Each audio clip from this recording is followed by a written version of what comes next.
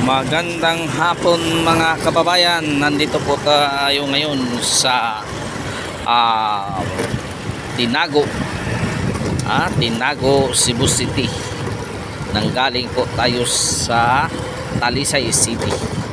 By the way mga kababayan, so magko-comment po tayo ngayon sa nangyari sa Manila.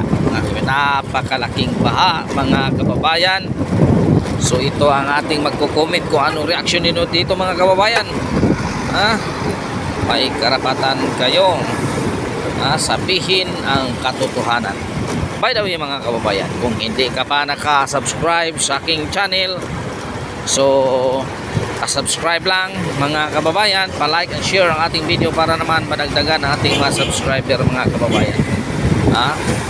Yun lang ang hihilingin ko sa inyo mga kababayan. Wala nang iba pa mga kababayan, wala nang patumpik-tumpik pa. Subscribe na, like and share ang ating video para naman madagdagan ating mga subscriber. 1, 2, 3, 4 ready, go! By the way mga kababayan, magko-comment po tayo itong nangyari sa Maynila. Ang Pangulong Marcos, Bongbong Marcos, nagsasabi na 5,000 plus ang kailangan flood control na ginagawa sa buong Pilipinas. Ngayon mga kababayan, ito ay nagkakahalaga ng 540 billion pesos mga kababayan, Dili 2 million, 540 billion. Sa sunan niya, inarangkada at ipinagmamalaki ang ginagawa ng ng Marcos administration. Ngayon mga kababayan, anong nangyari sa Maynila? Katatapos lang ng SONA, pagkaraan ng 2 araw, anong nangyari sa Maynila?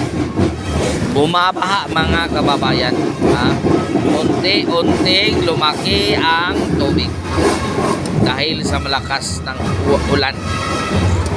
Akala ko ba saan napunta ang 540 billion mga kababayan? Saan napunta? Pagkatapos ipinagmalaki pa niya, nilinis na ang mga Pasig River, nilinis nila. Pagkatapos 42 kitans ang nahabwa na basura. Ngayon mga kababayan, i-combine mo yan, 540 billion pesos, at nilinis nila ang Pasig River sa 42 kitans na basura ang nakuha nila. Ngayon, saan napunta ang 540 billion na ipinagmalaki nila? Meaning to say mga kababayan, sa madaling salita, basura din ang 540 billion. Kasi mga kababayan, hindi nga nila nilinis ang Senate at ang Congress na dyan na ay may mga basura din dyan, may mga basura dyan, hindi nila nililinis, kaya ganito ang nangyayari. Bumabaha ang Maynila, pumasok na sa office ng Senate ang baha mga kababayan. Sinampal sila ng katotohanan. Maraming congressman, palakpak kayo, 5,000 plus drainage floods control. Ngayon sana, bakit hindi kayo pumalakpak? Pahiya kayo, pahiya kayo sa ginagawa ninyo. Yon ang katotohanan mga kababayan. Pahiya kayo sa ginagawa ninyo. Masyado kayong nakapalakpak. Abiba, 5,000 plus.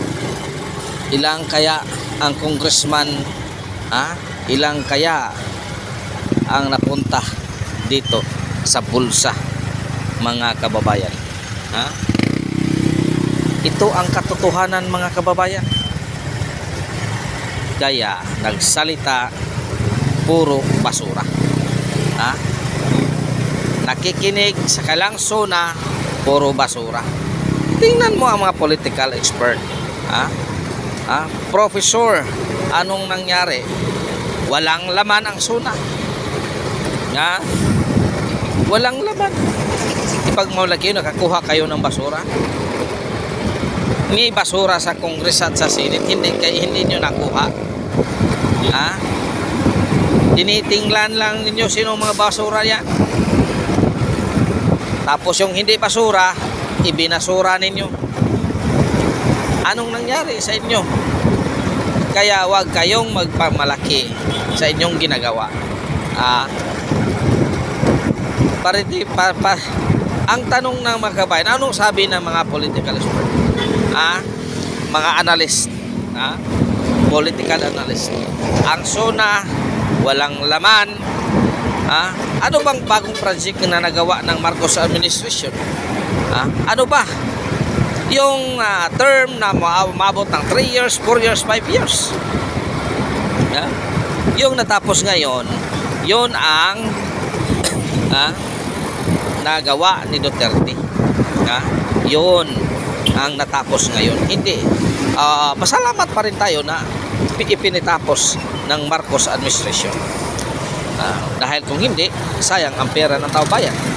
Pero ang hinahanap ng taong bayan, Mr. President, yung sa inyo, yung breaking, yung ginagawa talaga. Hindi yung po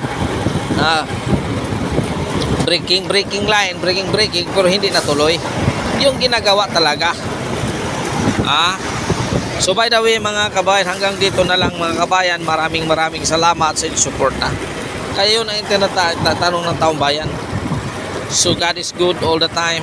All the time God is good mga kababayan. Pitching your kaninong tanan mga kabayan.